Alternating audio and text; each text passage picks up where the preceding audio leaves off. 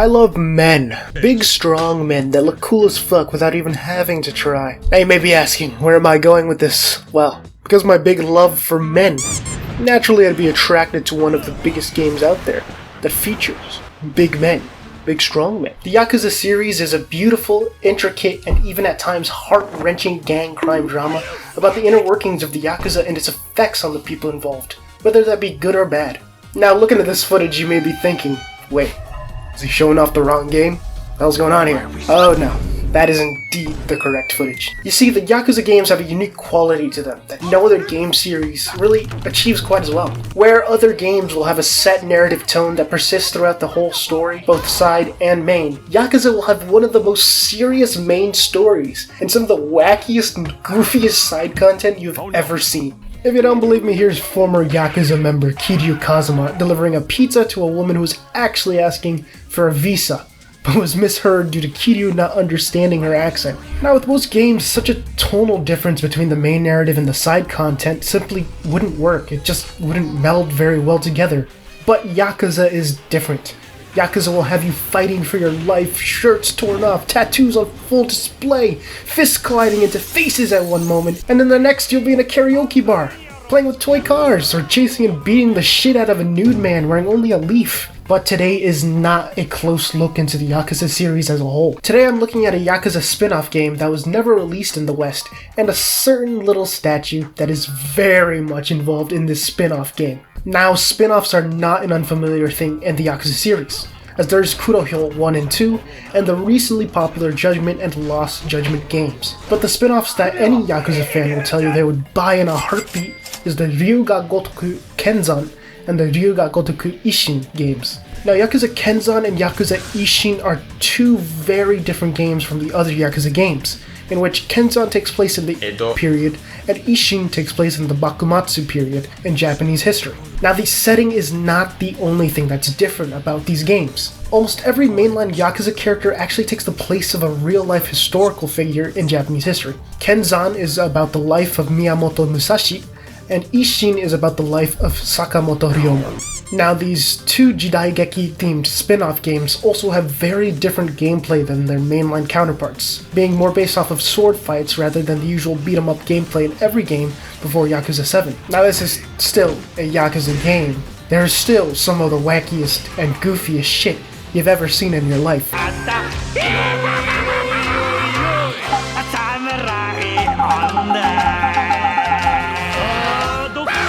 Just instead of the high-tech city of Kamurocho, we're getting a historical look at the city of Kyoto. Now, Kenzan came out in 2008. It wouldn't receive a sequel, or quote-unquote sequel, until 2014 with the release of Ishin. However, there's one thing I did fail to mention about the Yakuza series in Japan. While the popularity of the Yakuza series is starting to increase more and more year by year because of the release of Yakuza 0 and Yakuza 7, in Japan, Yakuza has been a staple game. In Japan, Yakuza is one of Sega's most recognizable games. And because of that, Ryuga Gotoku Studios usually likes to go all out when it comes to PR. The clips that I've been showing right now are from a PR event for the release of Yakuza Kiwami. This was a Valentine's Day prank where they would bow down in front of you like you were an oyabun to promote the game. Okay, that's all well and good, but what does this spin-off game and this promotional events have to do with a statue? Well, in 2013, at Japan's largest video game exhibition, the Tokyo Game Show, at Sega's booth, they revealed a 20-minute video which showed footage of the then unreleased Yakuza Ishin game. With these 20 minutes, they also unveiled a life-sized statue of Sakamoto Ryoma in the style of Kiryu Kazuma as he would appear in the new Yakuza Ishin game. Now, this statue obviously was taken absolutely everywhere they went during PR for this game. Ryoma was even displayed at the now-closed Shibuya Izakaya Hanako, which, as this article says, be sure to worship the only Ryoma statue in the world. Oh, and this guy? This guy is Toshihiro Nagoshi, the lead producer of the Yakuza games and basically the forefather of every Yakuza game. He also made Super Monkey Ball, so there's a lot to thank him for. Ryuga Gotoku Ishin would finally release February 22nd, 2014 and would sell almost 220,000 copies in its first 2 days.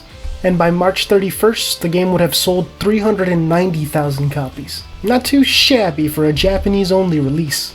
Now here's the thing, It's been almost 9 years since Ishin came out. Where in the world is that statue?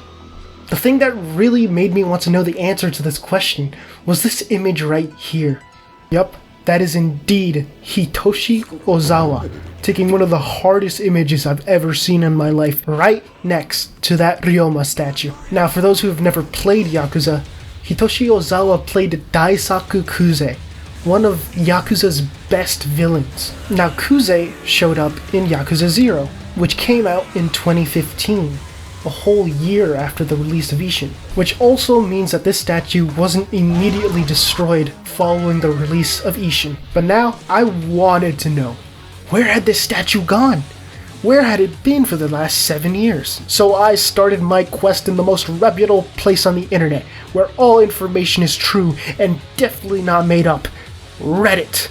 And nobody knew. The most everybody had was maybe it was in a warehouse somewhere deep in Sega's vault. So then I decided, okay, let's search up Sakamoto Ryoma statue, which don't think it takes a rocket scientist to see why that wouldn't work. Then I realized, wait, what am I doing? This was a Japanese only release, why am I searching English Google? There was never a PR event for this game in the West, so off to Japanese Google I went, baby. And immediately I got hit with results. However, there was a problem with the results. While there were tons and tons of images, the fact of the matter was that these images were from the PR promotional time period. There was nothing past 2014. With the trail starting to go a bit cold, I started to get a bit desperate. So, I spent almost 2 hours trying to find a way to contact Sega Japan themselves. I figured it was worth a shot and hoped that maybe they could send me off in the right direction to figuring out the fate of this silly little statue. Little did I know that finding a way to contact Sega Japan is quite literally impossible. So I just sent a customer support request instead. Not thinking anything would come from it because, like I said, it was a customer support request, I completely forgot about the email. Until a few days later, you've got mail. Looking at this email in complete shock, I opened the email with bated breath and began to read. Thank you for contacting us. We'd also like to thank you again for your warm words. We investigated the matter you inquired about, but we could not find any information about the creator or the current installation status. Hands in my head, I thought, oh no, you can't do this to me. You know how much I sacrificed? But honestly, the email from Sega actually rekindled the fire, and I went searching again. Searching and searching and searching when I stumbled upon this picture of Ryoma. Not only was it a picture I'd never seen before, but what really caught my eye was the poster right behind Ryoma. Oh yeah, that is a poster of the Yakuza spin-off, Judgment, which released in Japan in December of 2019. Not only the poster, but the office setting really was leading into the theory that the statue was still in Ryuga Gotoku Studios. So I set out looking for the source of this image when I found this tweet. Now this tweet here is interesting because it wasn't posted by any random guy. No, you see, this here is Daisuke Sato, Sega veteran and the Yakuza series producer at the time.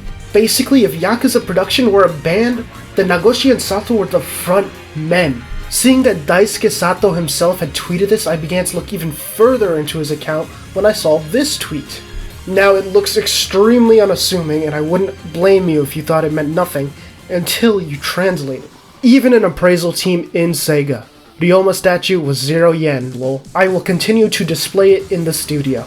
Now this was huge. Not only was this a tweet about the statue, but Sato himself was stating that he will continue to keep it in the studio in September of 2020, 6 years after the release of Ishin, and 7 years after the creation of the statue. But looking at the tweet, now I wanted to know what the hell he was talking about.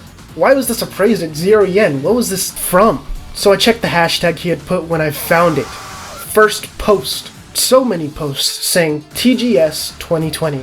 Oh man, now I knew. This absolutely had to be from the Tokyo Game Show in 2020. Finally.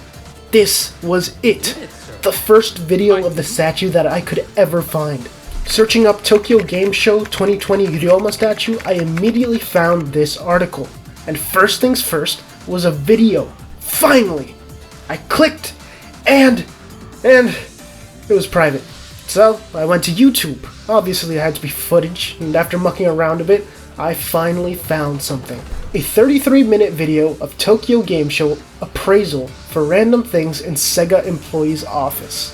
And of course, out of all these things, was a life-sized statue of Ryoma Sakamoto shown by Daisuke Sato. Open!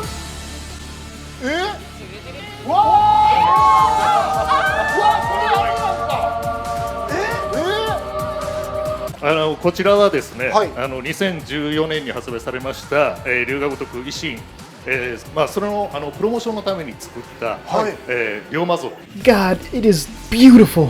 In the 7-minute section on the statue, Daisuke answers almost every single question I may have had about the statue. The statue itself was made for the photo spot at the 2013 Tokyo Game Show that I had mentioned earlier, and cost a whopping 2 million yen to make for the promotional period. When the promotional period had ended, Daisuke said to throw it away, but luckily I guess the janitors forgot to pick up the statue, and the statue would sit at Ryuga Gotoku Studios since then. Now the answer as to why the statue was worth 0 yen? Well, Daisuke himself at this little auction valued the statue at 200,000 yen, a nice little 90% discount. However, this, Kuma bear man thing, I don't know, valued the statue at 0 yen to everyone's surprise.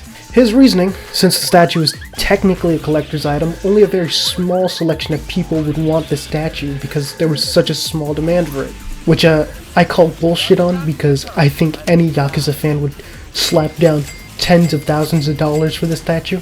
But his other reason was the statue was made out of fiber-reinforced plastic, not bronze, making the statue technically worthless material-wise. And to that I say, Mr. Kuma man, you are full of shit and I one-up you. I, Golden S. Shard, offer a very, very high sum of 1,000 yen for the Ryoma statue. Oh yeah, baby, you heard me right. 1,000 smackaroos. That's an entire 1,000% over market value. Well, Daisuke would saunter off into the sunset, and if the tweet is to be believed, Ryoma went back with Daisuke to Ryuga Gotoku Studios to bask under the studio lights once again. And well, that's the last sighting of Ryoma I could find. Unfortunately, Daisuke left Ryuga Gotoku Studios along with Nagoshi, so the fate of the Ryoma statue is not too certain. Having said that, I do think it's safe to say that Ryoma is still living it up lavishly in his office corner, admired by all and standing tall, like a dragon.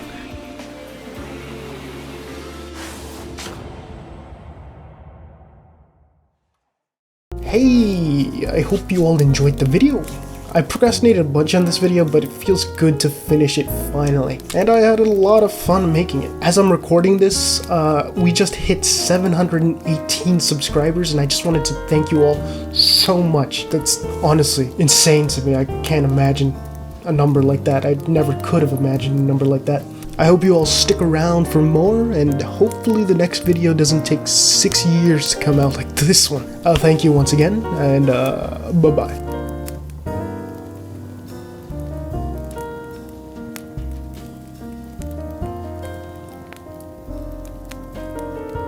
For breaking the